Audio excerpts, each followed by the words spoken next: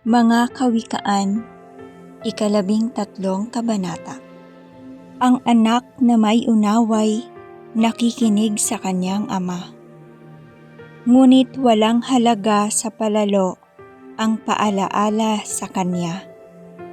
Natatamo ng mabuti ang bunga ng kanyang kabaitan, ngunit nalalasap ng masama ang dulot ng karahasan.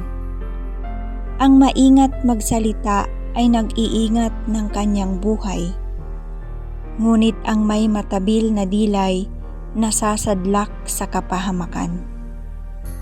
Ang tamad ay nangangarap, ngunit hindi natutupad. Ang hangarin ng masikap ay laging nagaganap. Ang taong matuwid ay namumuhi sa kasinungalingan, ngunit ang salita ng masama ay nakahihiyang pakinggan. Ang mabuti iniingatan ng kanyang kabaitan, ngunit ang masamay ipinapahamak ng likong pamumuhay. May taong nagkukunwang mayaman, subalit wala naman. Ngunit ang iba'y nag-aayos mahirap, bagaman sila ay mayaman. Ang yaman ng isang tao ay pantubos sa kanyang buhay, ngunit ang mahirap ay walang pambayad sa kalayaan.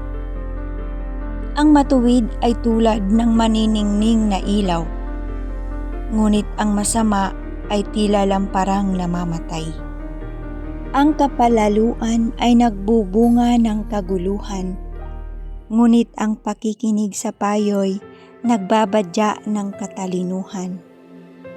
Ang yamang tinamo sa daya ay madaling nawawala, ngunit ang yamang pinaghirapan ay pinagpapala. Ang matagal na paghihintay ay nagpapahina ng kalooban, ngunit ang pangarap na natupad ay may dulot na kasiyahan. Ang nagwawalang bahala sa payo ay hahantong sa kapahamakan, ngunit ang nagpapahalaga sa utos ay gagantimpalaan. Ang mga turo ng matalino ay bukal ng tubig ng buhay. Ito ay maglalayo sa bitag ng kamatayan.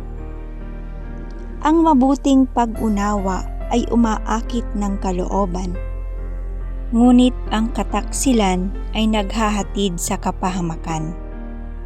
Ang katalinuhan ng isang tao'y nakikita sa kanyang gawa.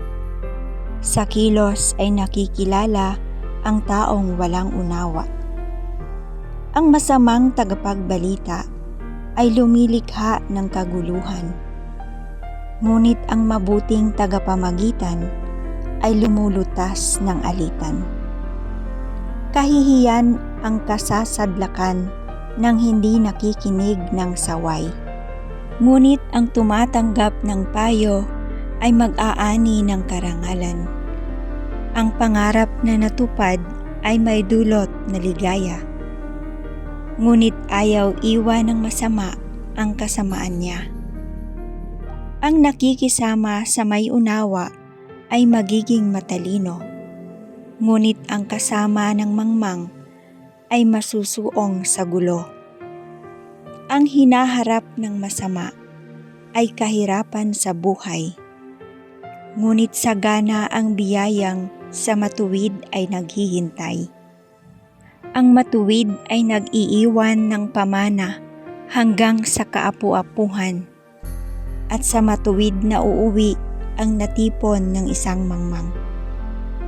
Ang tiwangwang na bukid ay may pangakong kasaganaan, ngunit humahadlang ang masama para ito ay mabungkal.